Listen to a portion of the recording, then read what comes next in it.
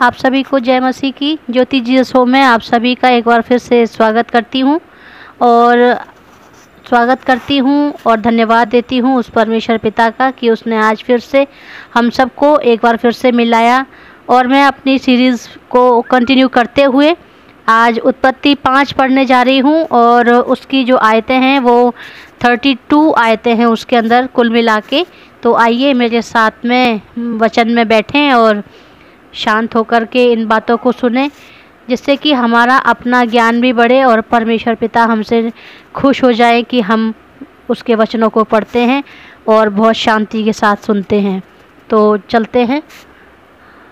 आदम की वंशावली ये है कि जब परमेश्वर ने मनुष्य को सृष्टि की तब अपने ही स्वरूप में उसको बनाया। उसने नर और नारी करके मनुष्य की सृष्टि की और उन्हें आशीष दी और उनकी सृष्टि के दिन उनका नाम आदम रखा। जब आदम 130 वर्ष का हुआ, याद रखिए 130 वर्ष का हुआ, तब उसके द्वारा उसकी समानता में उसकी ही एक स्वरूप के अनुसार एक पुत्र उत्पन्न हुआ। उसने उसका नाम शेत रखा और शेत के जन्म के पश्चात आदम 800 वर्ष और जीवित रहा और उसके और भी बेटे बेटियां उत्पन्न हुईं। इस प्रकार आदम की कुल आयु 930 वर्ष की हुई, तत्पश्चात वह मर गया। तब शेत 105 वर्ष का हुआ, तब उसको एनोश का जन्म हुआ। एनोश के जन्म के पश्चात शेत 807 वर्ष जीवित रहा और उसके और भी बेटे बेटियां उत्पन्न हुईं। इस प्रकार शेत की कुल आयु 912 वर्ष की हुई, तत्पश्चात वह भी मर गया। जब एनोश 90 वर्ष का हुआ तब उसके केनान का जन्म हुआ। केनान के रूप के जन्म के पश्चात एनोश 815 वर्ष जीवित रहा और उसके और भी बेटे बेटियां उत्पन्न हुईं। इस प्रकार एनोश की कुल आयु 905 वर्ष की हुई, तत्पश्चात वह मर गया। जब केनान 70 वर्ष का हुआ तब उसके महलेल का जन्म हुआ। महलेल के जन्म के पश्चात केनान 840 वर्ष का हुआ और उसके और भी बेटे बेटियां उत्पन्न हुई। इस प्रकार केनान की कुल आयु 910 वर्ष की हुई, तत्पश्चात वह भी मर गया।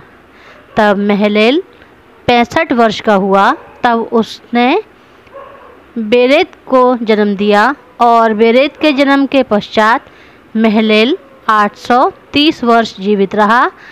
उसके और भी बेटे बेटियां उत्पन्न हुईं। इस प्रकार महलेल की कुल आयु 895 वर्ष की हुई, तत्पश्चात वह भी मर गया।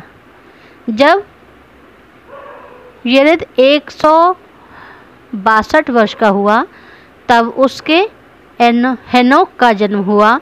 हेनोक के जन्म के पश्चात बेरेद 800 वर्ष जीवित रहा और उसके और भी बेटे बेटियां उत्पन्न हुईं। इस प्रकार बेरेद की कुल आयु 962 वर्ष की हुई, तत्पश्चात वह भी मर गया। तब हेनोक 65 वर्ष का हुआ, तब उसके मतुशेलह का जन्म हुआ। मतुशेलह के जन्म के पश्चात हेनोक 300 वर्ष तक परमेश्वर के साथ साथ चलता रहा और उसके और भी बेटे बेटियां उत्पन्न हुईं। इस प्रकार हेनोक को कुल उसकी आयु 365 वर्ष की हुई। हेनोक परमेश्वर के साथ साथ चलता था, फिर वह लोप हो गया। मेरे प्रियो, याद रखिए कि वह लोप हो गया, मरा नहीं, क्योंकि परमेश्वर ने उसे उठा लिया।